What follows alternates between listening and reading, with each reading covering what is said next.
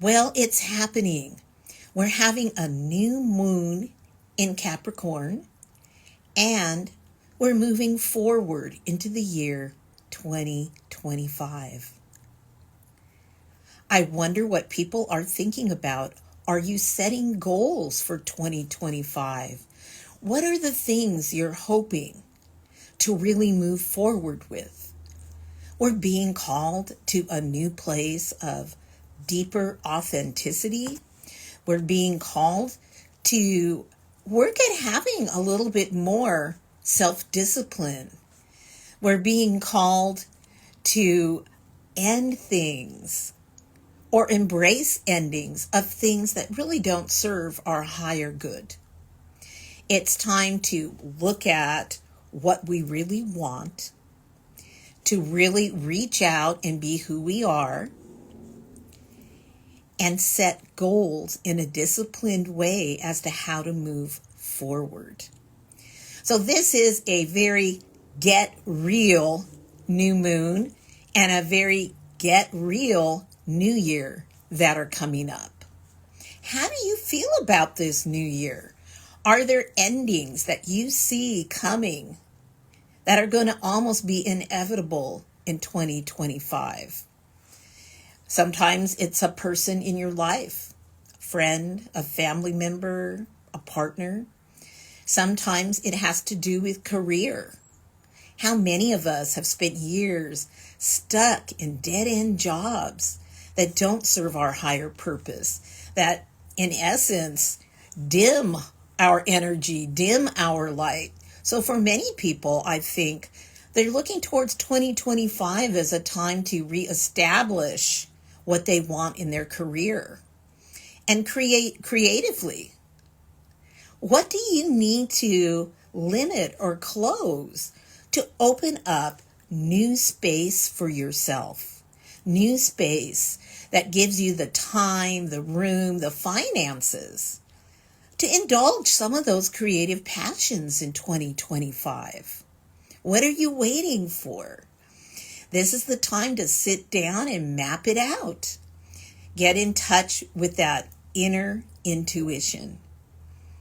So 2025 is going to be, I think, a year with trials and tribulations, but it's all about becoming stronger, learning more about who you really are. And I'm excited to see what people are going to embrace. I see a lot of people waving, but I wonder how many of you have plans for this new moon in Capricorn, and do some of the intentions that you're setting carry over into 2025? I'm not an astrologer, y'all know that, but that's not because I dismiss it. It's because my mind works in a different way. And I always notice how my tarot cards are closely aligned with what many astrologers are saying the energy is. And I use that as a check and balance system. But astrologers are saying this new moon is going to be really powerful. It's a black moon, meaning it's the second new moon in a month. And something about the alignment, I guess a double alignment in Capricorn. Oh my gosh, don't quote me, but look it up. There's something about this new moon where it's going to be extremely powerful for setting these new intentions, for looking at the plans that you're making going into 2025. And I think the world is changing a lot. There's a lot of instability right now.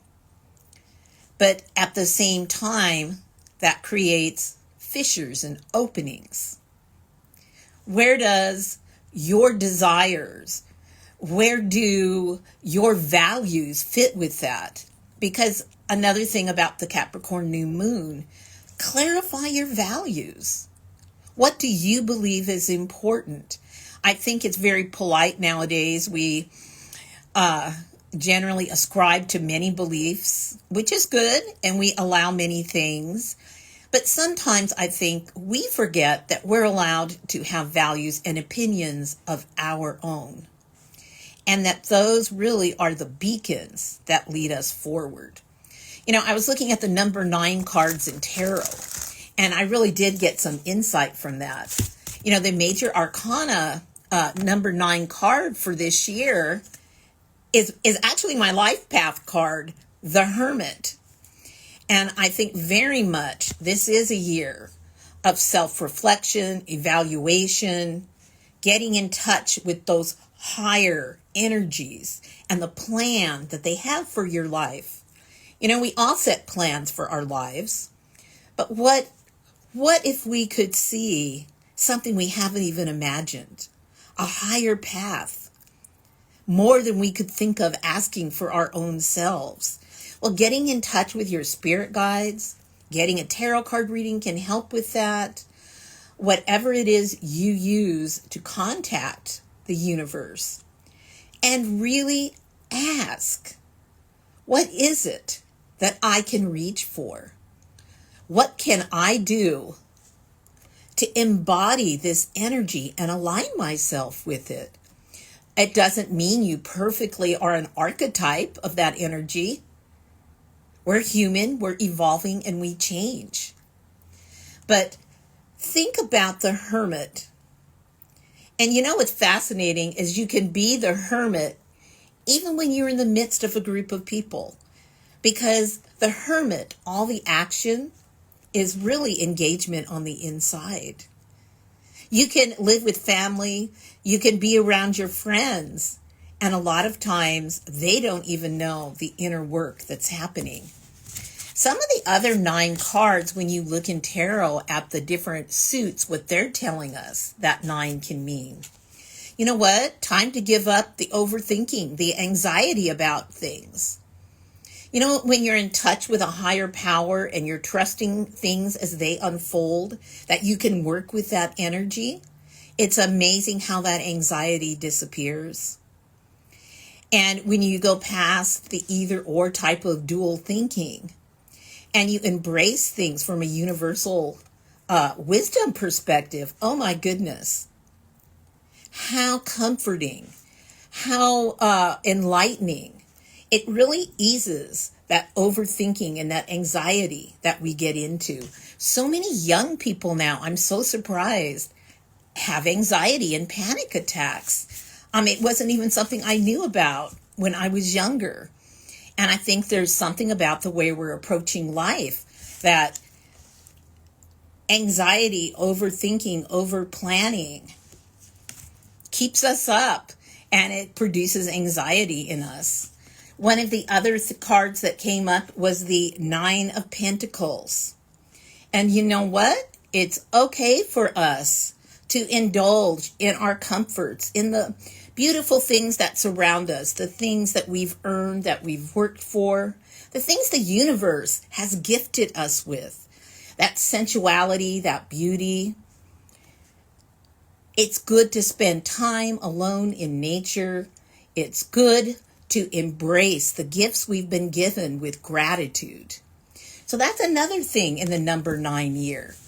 Really count your blessings. Look at the good things in your life. They're all around you. And in a number 9 year, with a lot of transitions and endings and changes, it's a really important thing to allow yourself this positive energy that comes from nature, that comes from these comforts around us, the sensuality, even sexuality, all the riches of being spirit embodied. There's a lot of wealth there. The card for cups, the 9 of Cups in tarot. Looking at this year, you know what? Look at your relationships carefully. Look at the love, the relationships, the connections that you have. Which ones serve your higher purpose? Who should be invited in this year to share those things with you? I always say to your feast. Think carefully.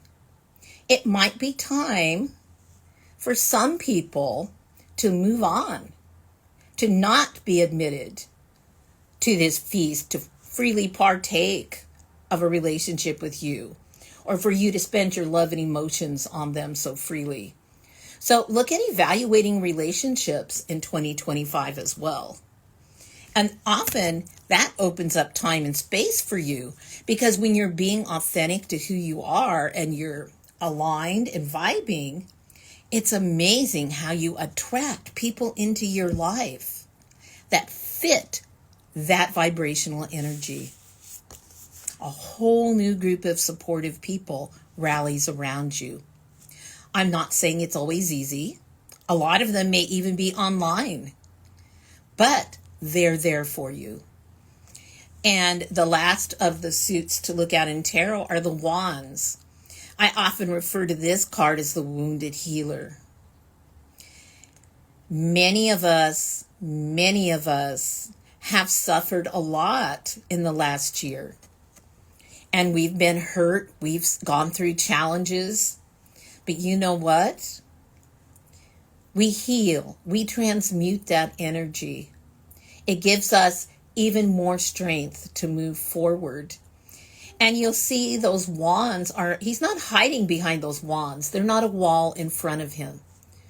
Rather, those wands are just there protecting his back, creating a safe space for him to hold on to the things he cares about, his creative process, his passions, his values, all of those things.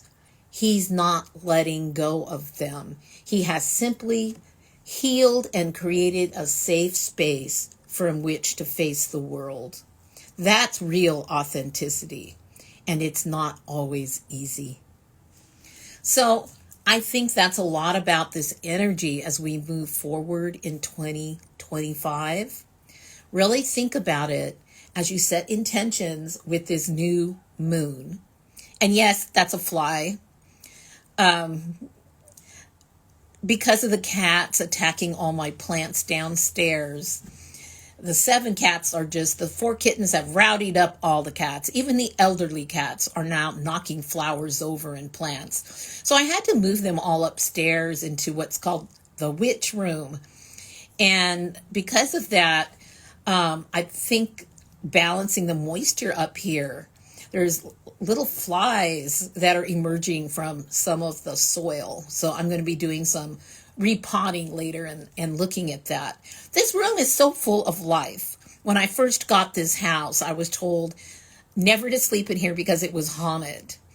Prior residents, neighbors, they all warned about this room. And when I came upstairs and I really looked out the window, there was a bird's nest on the ledge and there were little baby birds in it. And ever since then, I've gotten to know the spirit that resides in this room, Mr. Smith. And it just seems like a protected space full of life and full of love to me. So I embrace Mr. Smith's energy and appreciate the protection that he brings. And I feel like this room is just full of life. I love this room. And by the way, I did sleep here on the floor when I first moved in, and I have never slept more soundly in my life.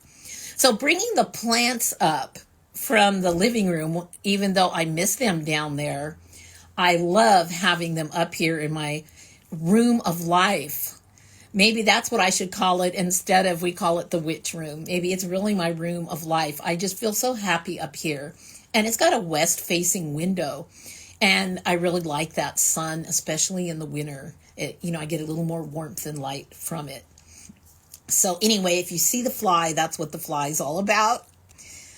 But anyway, the other thing I'd like to remind you of, if in 2025 you're looking for some type of deeper mentorship, I am available at deaduniversity.com teaching earth magic. And while there's a video component, there's also a recess room and a laboratory so that there's interaction. And the other thing is you can join my subscribers group on Instagram and Facebook for $5 a month. And I do extra content videos teaching to the subscribers group because we take it a little bit deeper there on various topics. And I try to relate it to the interests and the questions that I receive from those subscribers. So that's just a couple other ways in the new year if you want to consider taking the spiritual growth aspect deeper. So I'm honored that you here. Oh, what was the name of the university? Oh, deaduniversity.com. And I always put it at the front of all my videos. And I'm there with somebody. Allison Dubois is our head mistress who teaches mediumship, regular and advanced. We have an astrology professor, Tom McMullen, who does karmic astrology, really good. We have Diane Goldner, who's written, books on healing and does a lot of workshops, and she is our healing teacher.